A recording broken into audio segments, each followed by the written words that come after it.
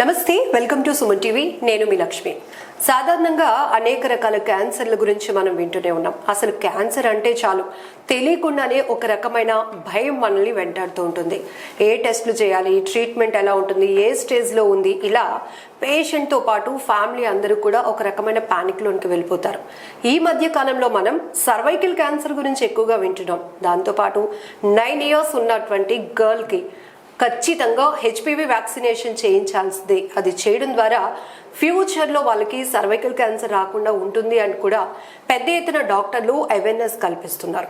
So ఈ cervical cancer symptoms ఎలా ఉంటాయి, ట్రీట్మెంట్ ఎలా ఉంటుంది, సో ఫస్ట్ స్టార్టింగ్ స్టేజ్లోనే దీన్ని ఎలా మనం ఎగ్జామినేషన్ చేసుకోగలుగుతాం, డీటెయిల్గా ఈ వీడియోలో తెలుసుకుందాం. మనతో పాటు డాక్టర్ రమాదేవి గారు, oncologist, MGM health care, 7 Hills hospital నుంచి ఉన్నారు.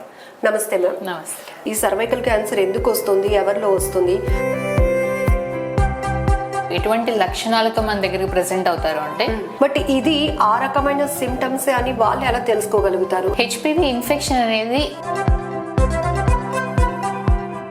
జనరలీ హెచ్పివి వ్యాక్సిన్ వేయించుకోవడం వల్ల ఏమైనా సైడ్ ఎఫెక్ట్స్ ఉంటాయా మ్యామ్?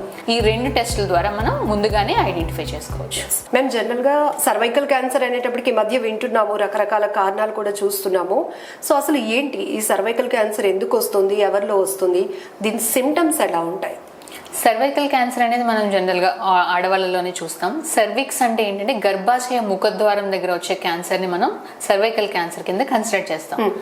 జనరల్గా ఏంటంటే చూసుకున్నప్పుడు ఆడవాళ్ళలో మోస్ట్ కామన్ క్యాన్సర్ వచ్చేసి బ్రెస్ట్ క్యాన్సర్ తర్వాత ఇండియాలో most common cervical cancer females లో తీసుకున్నప్పుడు. ఇవి నార్మల్ గా సర్వైకల్ క్యాన్సర్ ఉన్న వాళ్ళు ఎటువంటి లక్షణాలతో మన దగ్గరికి ప్రెసెంట్ అవుతారు అంటే అబ్నార్మల్ డిశ్చార్జ్, అంటే వైట్ డిశ్చార్జ్ కానీ లేదంటే బ్లీడింగ్ అవ్వడం కానీ, ఇలా అబ్నార్మల్ డిశ్చార్జ్తో కనుక మనకి జనరల్గా ప్రెసెంట్ అయితే కనుక వెంటనే టెస్ట్ చేయించుకుని అది క్యాన్సర్ లాగా లక్షణాలు ఏమైనా ఉన్నాయా లేదా అనేవి డాక్టర్ చేత నిర్ధారించుకోవాలి. ఓకే మేము జనరల్గా ఈ పీరియడ్స్ సర్కిల్లో కానీ లేకపోతే తర్వాత 40 తర్వాత కూడా మహిళల్లో అనేక రకాల చేంజెస్ చూస్తుంటాం. బట్ ఇది ఆ రకమైన సిమ్టమ్స్ అని వాళ్ళు ఎలా తెలుసుకోగలుగుతారు, ఏమైనా చెప్తారా? నేను ముందుగా చెప్పినట్టు లైక్ అబ్నార్మల్ అంటే ఇప్పుడు మెనోపాజ్ పేషెంట్ జనరల్గా ఫీమేల్స్ లో 45 to 50 years ఈ మధ్య మెనోపాజ్ కి రీచ్ అవుతున్నారు. మెనోపాజ్ వచ్చేసిన తర్వాత కూడా ఆ పర్సన్ కి కనుక బ్లీడింగ్ ఏమైనా అయినా, అబ్నార్మల్ గా వైట్ డిశ్చార్జ్ ఏమైనా అవుతున్నా, ఏమైనా గడ్డల్లాగా ఏమైనా అనిపించినా, గర్భాశయ ముఖద్వారం నుంచి ఏమైనా గడ్డల్లాగా ఏమైనా కనిపించినా వాళ్ళు వెంటనే టెస్ట్ చేయించుకోవాలి. రెగ్యులర్ పీరియడ్స్ ఉన్న వాళ్ళలో జనరల్ గా, రెగ్యులర్ ఫ్లో ఉన్న వాళ్ళకి జనరల్ గా ఎటువంటి టెస్టింగ్ అవసరం లేకపోయినా, సెక్షువల్లీ యాక్టివ్ గా ఉండే ఫీమేల్స్ అంటే మ్యారేజ్ అయ్యిందా మ్యారేజ్ అవ్వలేదా అని కాదు, కానీ సెక్షువల్ గా యాక్టివ్ గా ఉండే ప్రతి ఫీమేల్స్ ప్యాప్స్మియర్ టెస్టింగ్ అనేది చేయించుకోవాలి. దానివల్ల మనం ఎర్లీగా అంటే సిమ్టమ్స్ రాకముందే మనం దాన్ని డయాగ్నోస్ చేయగలిగే అవకాశం అనేది చాలా ఎక్కువగా ఉంటుంది. జనరల్ గా స్క్రీనింగ్ టెస్ట్ అనేది మనం చూసాము, బట్ ఇప్పుడు ప్యాప్స్మియర్ టెస్ట్ అనేది బాగా వినపడుతోంది. ఏంటి అసలు ఈ టెస్ట్, ఎలా చేయించుకోవాలి, ఎక్కడ చేయించుకోవాలి? నేను ముందుగా చెప్పినట్టు ఈ ప్యాప్స్మియర్ అనేది సర్వైకల్ క్యాన్సర్ కి ఒక స్క్రీనింగ్ టెస్ట్ లాంటిది. ఇవి జనరల్ గా ఏంటంటే మనకి సెక్షువల్లీ యాక్టివ్ గా ఫీమేల్స్ లో అంటే 25 to 30 years, ఒకవేళ సెక్షువల్ యాక్టివ్ కాకపోతే after marriage 25 to 30 years females లో జనరల్ గా ప్యాప్స్మియర్ అనే టెస్ట్ చేస్తాం. ఇవి జనరల్ గా గైనకాలజిస్ట్ చేస్తారు. ఈ గర్భాశయ ముఖద్వారం నుంచి చిన్న సెల్స్ అనేవి స్క్రేప్ చేసి టెస్ట్ కి పంపిస్తారు. దీంట్లో ఏంటంటే మనకి క్యాన్సర్ కానీ, క్యాన్సర్ ముందుండే 3 స్టేజ్ల్లో ఏదైనా స్టేజ్ లో కనుక ఉండుంటే కనుక దీన్ని మనం ఎర్లీగా డిటెక్ట్ చేయగలుగుతాం. దీన్ని మినిమం 3 సంవత్సరాలకు ఒకసారి చేసుకోవాలి. దీనితో పాటు హెచ్పివి DNA టెస్ట్ అనేది కూడా ఉంటుంది. దీన్ని 5 years కి ఒకసారి చేయించుకోవచ్చు. దీని వల్ల ఏంటంటే ఇంకా అడ్వాంటేజ్ అంటే ఇన్ఫెక్షన్ ఉందా లేదా అని. ఎందుకంటే మనం 90% ఆఫ్ ద సర్వైకల్ క్యాన్సర్స్ తీసుకుంటే 90% are due to HPV related infection. So అందుకని ఆ ఇన్ఫెక్షన్ కి సంబంధించిన టెస్ట్ మరియు క్యాన్సర్ లేదా ప్రీ క్యాన్సరస్ కండిషన్స్ అనేవి ఈ 2 టెస్టుల ద్వారా మనం ముందుగానే ఐడెంటిఫై చేసుకోవచ్చు. హెచ్పివి వ్యాక్సిన్ అనేది ఖచ్చితంగా 9 years గర్ల్కి కంపల్సరీగా వేయాలి. ఇంతకు ముందు ఎందుకు ఇదొక వ్యాక్సిన్ ఉంది, ఈ వ్యాక్సిన్ దేనికి ఉపయోగపడుతుంది అనేది పెద్ద అవేర్నెస్ లేదు. బట్ ఆఫ్టర్ ఈ సర్వైకల్ క్యాన్సర్కి హెచ్పివి వ్యాక్సినేషన్కి కనెక్టింగ్ ఉంది అని మీరందరూ అవేర్నెస్ కల్పించిన తర్వాత ఇప్పుడు అందరూ వాలంటీర్గా వెళ్తుంటారు. జనరలీ హెచ్పివి వ్యాక్సిన్ వేయించుకోవడం వల్ల ఏమైనా సైడ్ ఎఫెక్ట్స్ ఉంటాయా? హెచ్పివి వ్యాక్సిన్ జనరల్ గా ఏంటంటే హెచ్పివి ఇన్ఫెక్షన్ అనే ఒక వైరల్ ఇన్ఫెక్షన్ నుంచి ప్రివెంట్ చేయడానికి మనం వ్యాక్సినేషన్ అనేది ఇస్తాం. నేను ముందుగా చెప్పినట్టు 90% ఆఫ్ ద సర్వైకల్ క్యాన్సర్స్ లో హెచ్పివి ఇన్ఫెక్షన్ అనేది ఒక ప్రధాన కారణం. సో ఇన్ఫెక్షన్ ని ప్రివెంట్ చేయడం వల్ల మనం ఫ్యూచర్ యొక్క సర్వైకల్ క్యాన్సర్ రిస్క్ అనేది మనం డెఫినెట్ గా తగ్గించవచ్చు. ఈ హెచ్పివి వ్యాక్సిన్ అనేది జనరల్ గా ఏంటంటే 9 to 14 years పిల్లలకి ఖచ్చితంగా 2 డోసుల వరకు వేయించాలి. అప్ టు 45 years వరకు కూడా ఈ వ్యాక్సిన్ అనేది approved and we can take up to 45 years. And అలాగే ఈ వ్యాక్సినేషన్ ఓన్లీ సర్వైకల్ క్యాన్సర్ ఆడవాళ్లలోనే వస్తుంది, ఓన్లీ ఆడపిల్లలకే వేయించాలని అయితే లేదు. ఈవెన్ 9 to 14 years మగ పిల్లలకు కూడా హెచ్పివి వ్యాక్సిన్ అనేది అడ్వైజబుల్. ఎందుకంటే ఈ హెచ్పివి ఇన్ఫెక్షన్ అనేది ఫీమేల్స్ లో సర్వైకల్ క్యాన్సర్ ఒక్కటే కాదు, మేల్స్ అండ్ ఫీమేల్స్ లో యానల్ క్యాన్సర్ అనే రిస్క్ కూడా ఈ హెచ్పివి ఇన్ఫెక్షన్ అనేది కారణం. సో ఆ ఇన్ఫెక్షన్ ప్రివెంట్ చేయడానికి ఆడపిల్లలకే కాదు మగ పిల్లలకు కూడా ఈ వ్యాక్సిన్ ఇస్ అడ్వైజబుల్. చాలా మందికి ఒక డౌట్ ఉంది, జనరల్ గా చాలా రకాల వైరస్లు చూసాం, దానికి ట్రీట్మెంట్ కూడా చూసాం. ఈ హెచ్పివి వైరస్ అనేది ఎలా వస్తుంది, ఒకరి నుంచి ఒకరికి కనెక్ట్ అవుతుందా అనేది కూడా ఏం చెప్తారు మ్యామ్? హెచ్పివి ఇన్ఫెక్షన్ అనేది జనరల్ గా ట్రాన్స్మిట్ అయ్యేది is through sexual contact. So అందుకనే డెఫినెట్ గా చిన్నపిల్లల్లో ఇన్ఫెక్షన్ రాకముందే, ఇప్పుడు వ్యాక్సిన్ అనేది జనరల్ గా మనం ఎప్పుడు ప్రొవైడ్ చేస్తాం, ఇన్ఫెక్షన్ రాకముందు ఇమ్యూనిటీని బూస్ట్ చేయడానికి.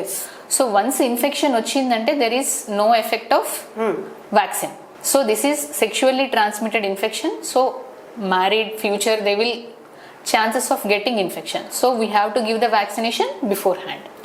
ఇప్పుడు మీ దగ్గరికి చాలా మంది పేషెంట్స్ వస్తూ ఉంటారు. ఆ కేసు హిస్టరీస్ లో చూస్తే కనుక మీరు ఏదైనా ఒక కేసు గురించి షేర్ చేసుకోవాలనుకుంటున్నారు అంటే పర్టికులర్ ఈ ఏజ్ నుంచి ఈ ఏజ్ కే అని ఏమీ లేకుండా సర్వైకల్ క్యాన్సర్ అనేది చాలా మందిని ఎఫెక్ట్ చేస్తోంది, దానికి కారణాలు కూడా మీరు చెప్పున్నారు ప్లీజ్.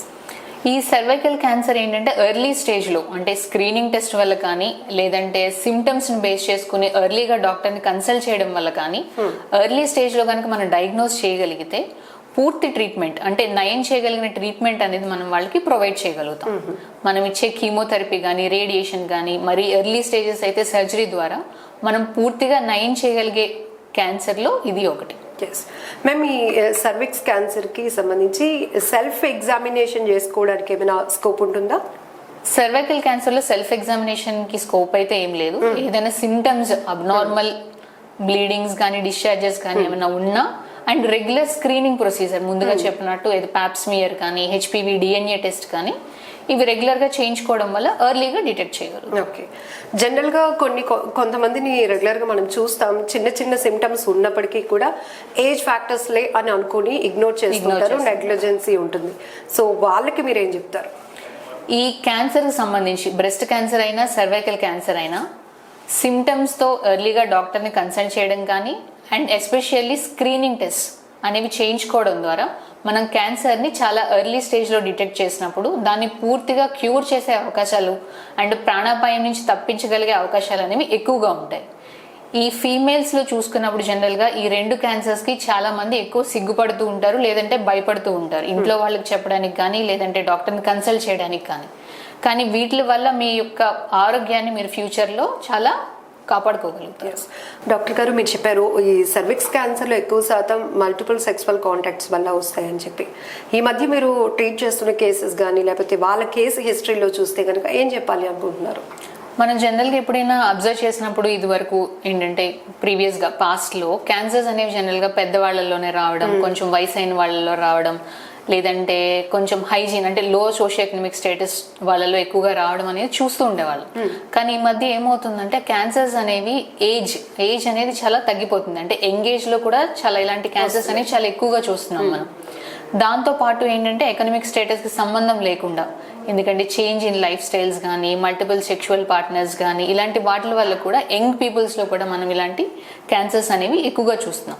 ఈ సర్వైకల్ క్యాన్సర్ పర్టికులర్ గా తీసుకుంటే ఎందుకంటే 70 to 90% of the cervical cancer మీకు ముందుగా చెప్పినట్టు హెచ్పివి ఇన్ఫెక్షన్ వల్ల వస్తుంది. అండ్ ఈ ఇన్ఫెక్షన్ సెక్షువల్లీ ట్రాన్స్మిటెడ్. సో ఏంటంటే మల్టిపుల్ సెక్షువల్ పార్ట్నర్స్ కానీ అన్హెల్దీ సెక్షువల్ హ్యాబిట్స్ కానీ ఇటువంటి వాటి వల్ల ఏమవుతుందంటే ఇన్ఫెక్షన్ రిస్క్ అనేది ఎక్కువగా ఉంటుంది. ఓకే, సో దానివల్ల ఏంటంటే ఫ్యూచర్ లో సర్వైకల్ క్యాన్సర్ వచ్చే అవకాశాలు వాళ్ళలో ఎక్కువగా ఉంటాయి. ఇంకొకటి ప్రాపర్ అవేర్నెస్ లేకపోవడం, హెచ్పివి వ్యాక్సినేషన్ గురించి ప్రాపర్ అవేర్నెస్ లేకపోవడం. ఎందుకంటే ఇన్ఫెక్షన్ వచ్చిన తర్వాత వ్యాక్సినేషన్ తీసుకోవడం వల్ల ఎటువంటి ఉపయోగం ఉండదు.